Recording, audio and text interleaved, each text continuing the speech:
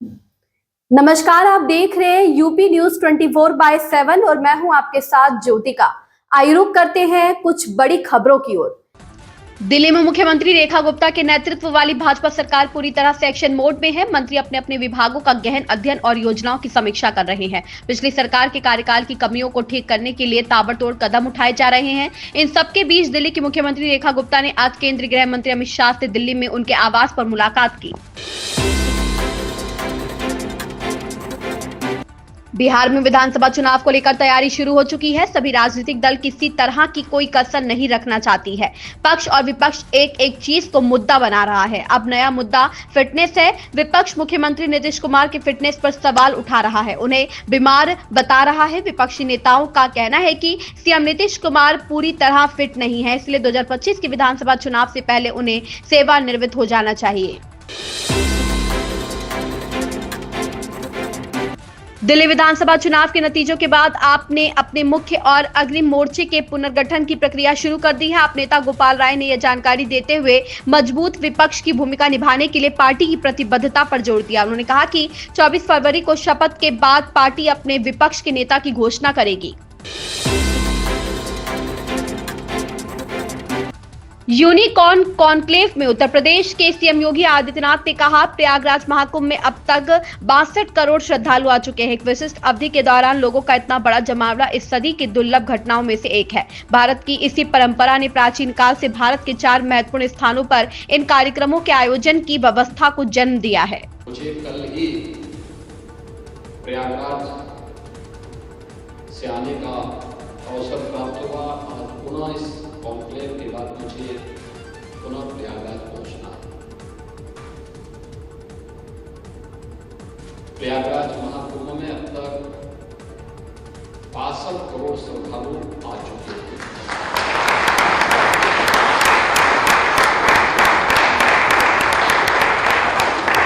अगर स्केल को इससे आप देखें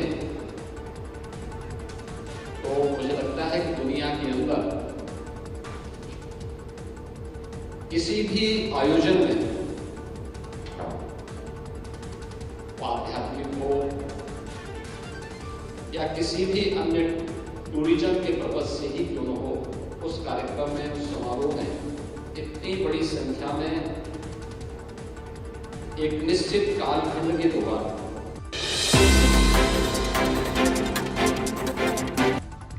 प्रधानमंत्री नरेंद्र मोदी ने अपने मासिक रेडियो कार्यक्रम मन की बात में स्वास्थ्य संबंधित एक तेजी से बढ़ती समस्या की चर्चा की। पीएम ने कहा, देहरादून में नेशनल गेम्स के शुभारंभ के दौरान मैंने एक बहुत ही अहम विषय उठाया था, जिसने देश में एक नई चर्चा की शुरुआत की है। यह विषय है तेजी से बढ़ते मोटापे की समस्या।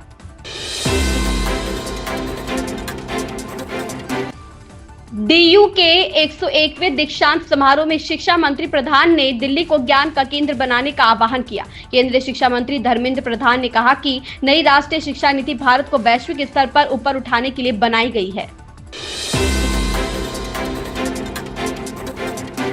आईसीसी चैंपियंस ट्रॉफी 2025 में आज भारत और पाकिस्तान के बीच क्रिकेट मैच से पहले कांग्रेस नेता राशिद अल्वी ने इस पर कड़ी आपत्ति जताई और सवाल किया कि भाजपा सरकार ने हमारे दुश्मन के साथ मैच खेलने की अनुमति क्यों दी। कांग्रेस नेता ने कहा, आप उन लोगों के साथ क्रिकेट खेल रहे हैं जो आतंकवाद फैलाते हैं, क्या यह सही है? उन्होंने केंद्र सरकार की नीति पर सवाल उठाते हुए कहा कि एक तरफ सरकार पाकिस्तान से आतंकवाद पर बातचीत करने से मना कर रही है। श्रीशैलम लेफ्ट बैंक नहर ढहने के बचाव अभियान पर बीजेपी नेता तरुण चुग कहते हैं, पीएम नरेंद्र मोदी के नेतृत्व में केंद्र सरकार ने कुरनूल में सुरंग बचाव के लिए तेलंगाना राज्य सरकार के साथ समन्वय में काम करने के लिए एनडीआरएफ और भारतीय सेना को तैनात किया। हर कोई फंसे हुए लोगों की सुरक्षित वापसी की कामना कर रहा है। आदरणीय प्रधानमंत्री नरेंद्र मोदी जी के नेतृत्व में नगर Kurnool Telangana tunnel rescue operation में केंद्र सरकार ने एनडीआरएफ एवं भारतीय सेना को प्रदेश की तेलंगाना की सरकार के साथ कंधे से कंधा मिलाकर कार्य करने के लिए लगा दिया। युद्ध स्तर पर कार्य चल रहा है। पूरा देश सभी की सलामत घर वापसी के लिए प्रार्थना कर रहा है। मेरी भी दुकान से प्रार्थना है, जल्दी सभी से कुशल देश की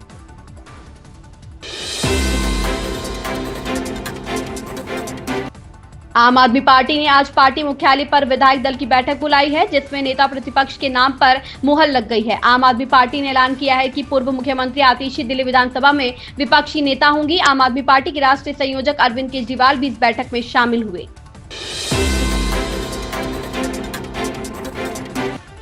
पूर्व मुख्यमंत्री अशोक गहलोत ने जोधपुर में मीडिया से वार्ता के दौरान मुख्यमंत्री भजनलाल शर्मा पर निशाना साधते हुए कहा कि उन्हें एक बड़ा अवसर मिला है, क्योंकि वे पहली बार विधायक बने और सीधे मुख्यमंत्री की कुर्सी तक पहुंचे। उन्होंने कहा कि ऐसा बहुत कम लोगों के साथ होता है, ऐसे में उन्हें अनुभवी सलाहकारों की जरूरत है।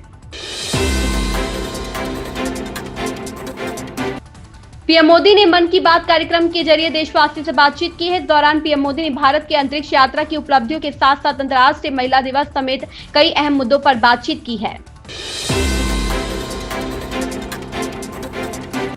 दिल्ली विधानसभा में पेश होने वाली सीएजी रिपोर्ट पर आप नेता आतिशी का कहना है, सीएम रहते हुए मैंने सीएजी रिपोर्ट दिल्ली विधानसभा स्पीकर को भेजी थी। इन सीएजी रिपोर्ट को चुनाव से पहले सीलबंद लिफाफे में विधानसभा भेजा गया था। बीजेपी यह गलतफहमी फैलाने की कोशिश कर रही है कि सीएजी रिपोर्ट उनके द्वारा पेश की जा रही है। दिल्ली के लोगों के बीच फैलाई जा रही गलतफहमी को जनता के सामने लाया जाना चाहिए। सीएजी रिपोर्ट्स की बात हो रही है, इसी सेशन में जैसे वोट होगा उसके बाद लाएंगे। क्या आम आदमी पार्टी सरकार के लिए से मुश्किल बढ़ सकती है और आप विधानसभा में स्ट्रैटेजी क्या होगी? जो सीएजी की रिपोर्ट्स हैं, उन सीएजी की रिपोर्ट्स को मैंने बतौर मुख्यमंत्री स्पीकर साहब को भेजा है। तो ये जो फैलाया जा रहा है कि भारतीय जनता पार्टी ने निर्णय लिया है, ये सीएजी रिपोर्ट्स चुनाव से पहले ही दिल्ली विधानसभा एक सील्ड एनवेलप में चली गई थी।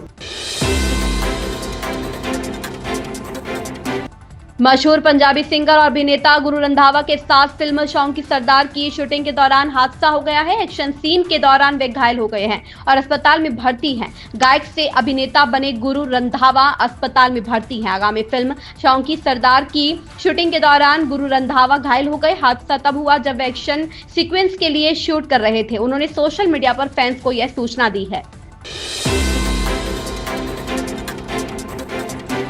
जनवरी से लेकर 22 फरवरी तक के 45 दिनों में सीएम योगी आदित्यनाथ ने 12 बार मेले का दौरा किया। ऐसा करने वाले वे पहले मुख्यमंत्री बन गए हैं। महाकुंभ का इतिहास तो बहुत प्राचीन है, लेकिन आजाद भारत का पहला महाकुंभ 1954 में 14 जनवरी से 3 मार्च तक लगा था। उस वक्त मुख्यमंत्री गोविंद वल्लभ पंत थे। वे 2 से 3 बार आकर पैदल व नाव से जायजा लेकर गए थे। इसके अलावा कोई अन्य सीएम इतनी बार महाकुंभ में नहीं आया।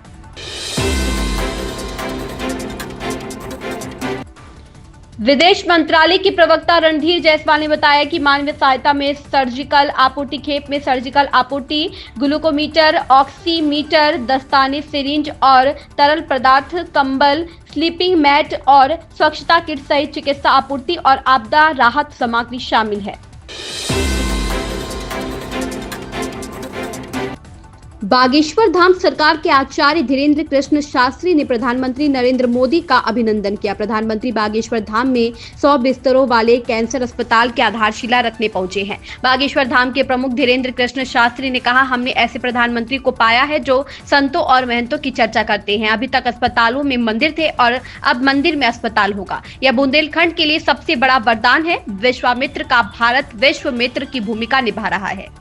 इन खबरों में बस इतना ही। बने रहिए यूपी न्यूज 24/7 के साथ।